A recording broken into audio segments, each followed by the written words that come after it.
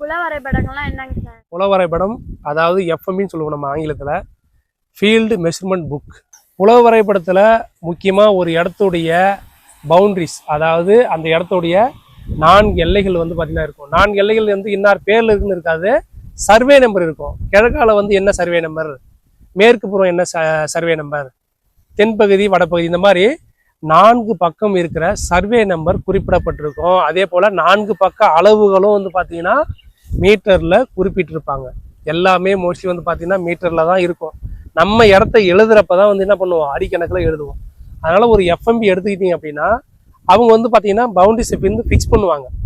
இது வந்து ஆங்கிலேயர் காலத்திலேயே வந்து பார்த்தீங்கன்னா எஃப்எம்பிலாம் வந்து தயார் செய்யப்பட்டது. அதை தான் நம்ம வந்து இனிமேல் ஃபாலோ பண்ணிக்கிட்டு அதிலேயே வந்து பார்த்தீங்கன்னா இப்போ நம்ம நிறைய உட்பிரிவுலாம் செஞ்சுக்கிறோம்.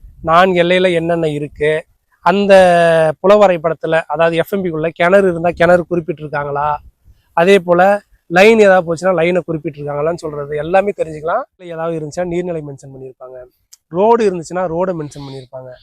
இது எல்லாமே வந்து பார்த்தீங்கன்னா ஒரு எஃப்எம்பியில் வந்து குறிப்பிடப்பட்டிருக்கும். அதே போல் அத்துக்கள்லையும் வந்து குறிப்பிட்றாங்க. ஜி லைனு, சி லைனு, ஏ லைனு, பி லைன்னு ஒவ்வொரு அத்துக்களும் வந்து பார்த்தீங்கன்னா லைன் போட்டு அதை காமிச்சிருப்பாங்க. அந்த இடம் சதுரமாக இருக்கா, முக்கோணமாக இருக்கா, செவ்வகமாக இருக்கா, எந்த மாதிரி இருக்குன்னு சொல்கிறது எல்லாமே வந்து பார்த்தீங்கன்னா புல வரைபடத்தில் இருக்கும். எவ்வளோ இடம் இருக்குது அப்படின்னு சொல்கிறதும் புல வரைபடத்தில் குறிப்பிட்டிருப்பாங்க.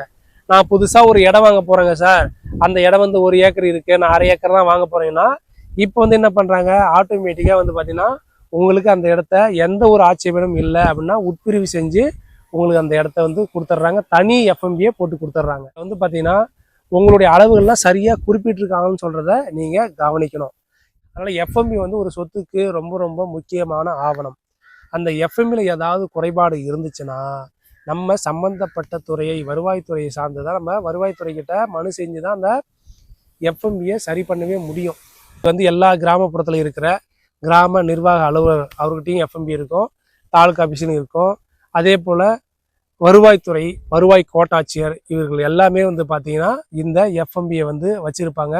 உங்களுக்கு பழைய ரெக்கார்டு ஏதாவது வேணும் அப்படின்னா நீங்கள் இப்போ வந்து பார்த்தீங்கன்னா உங்களுக்கு இணையதளம் மூலமாக நீங்கள் பதிவு செய்து வாங்கியிருக்க மாதிரி வசதியை வந்து ஏற்படுத்தி கொடுத்துருக்காங்க.